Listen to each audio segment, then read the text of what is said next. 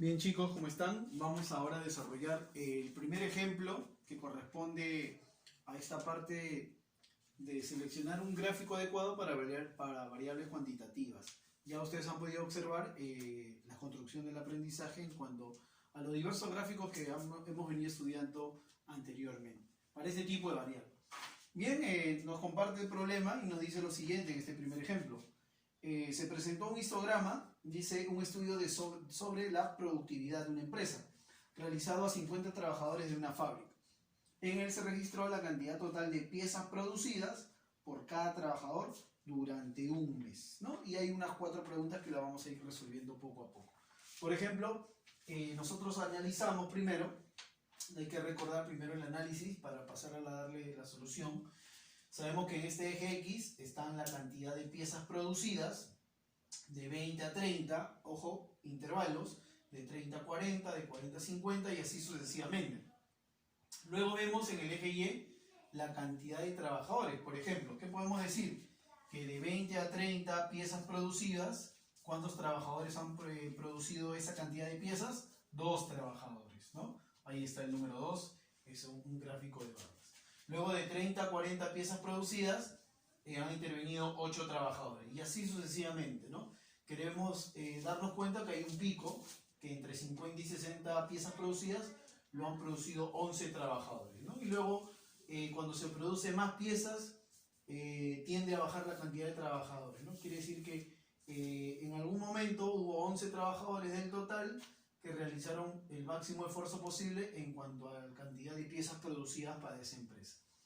Listo, luego de analizar el histograma en general, nosotros podemos observar, ¿no?, las preguntas y darle solución a las mismas. Una de ellas es, ¿no?, nos dice, por ejemplo, ahí, ¿cuántas piezas producen la mayoría de los trabajadores? ¿No? ¿Cuántas piezas producen la mayoría de trabajadores? Entonces nosotros observamos y podemos brindar algún parte de la solución a esta primera pregunta. Nosotros observamos la gráfica, ¿no?, y decimos, a ver, nos están pidiendo cuántas piezas producen la mayoría de los trabajadores. Nosotros sabemos que en total son 50 trabajadores.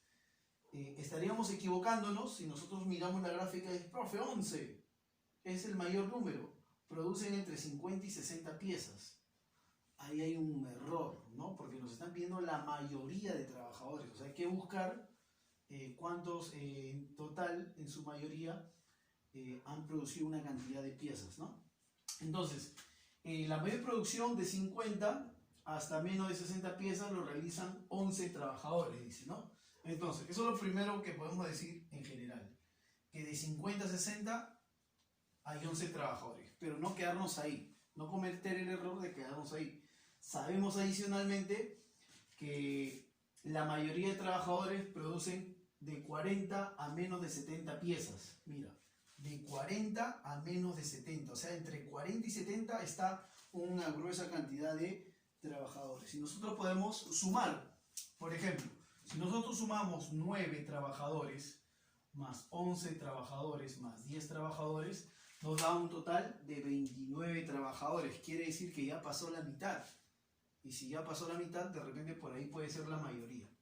Entonces podemos deducir que la mayoría de trabajadores está elaborando entre 40 y 70 piezas producidas. Además, porque esos son los números mayores, mira, y justo están juntos, ¿no? 9, 10 y 11.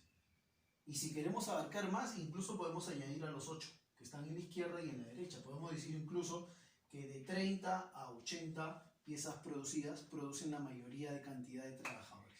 Pero si queremos cortar el análisis y sectorizarlo mejor, podemos decir también que de 40 a 70 hay un grueso cantidad de trabajadores que producen entre 40 y 70 piezas.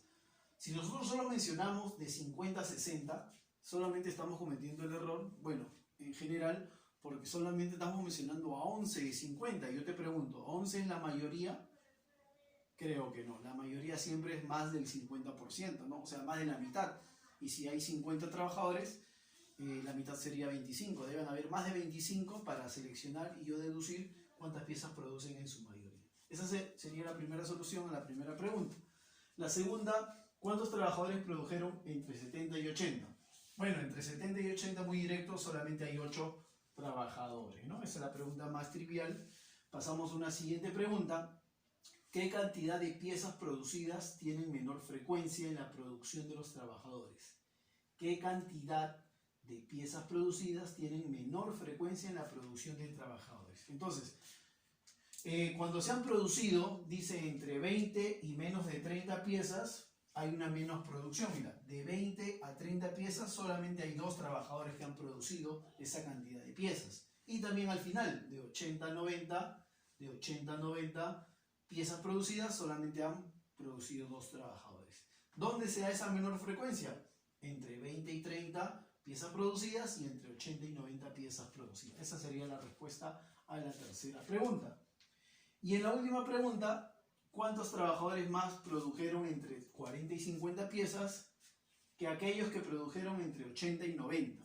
Bueno, entre 40 y 50 han producido 9 trabajadores. Y entre 80 y 90 piezas, 2. O sea, nosotros comparamos 9 con 2. Y nos están pidiendo cuál es la diferencia, ¿no? Porque dice, ¿cuántos trabajadores más produjeron entre uno y otro? Entonces, solamente es una resta. 9 menos 2, 7. Quiere decir que hay 7 trabajadores más que han producido entre 40 y 50 en comparación de las 80 y 90 piezas producidas. En ese caso, esa sería la solución para el primer ejemplo en esta parte de los gráficos estudiados. Muy bien, chicos.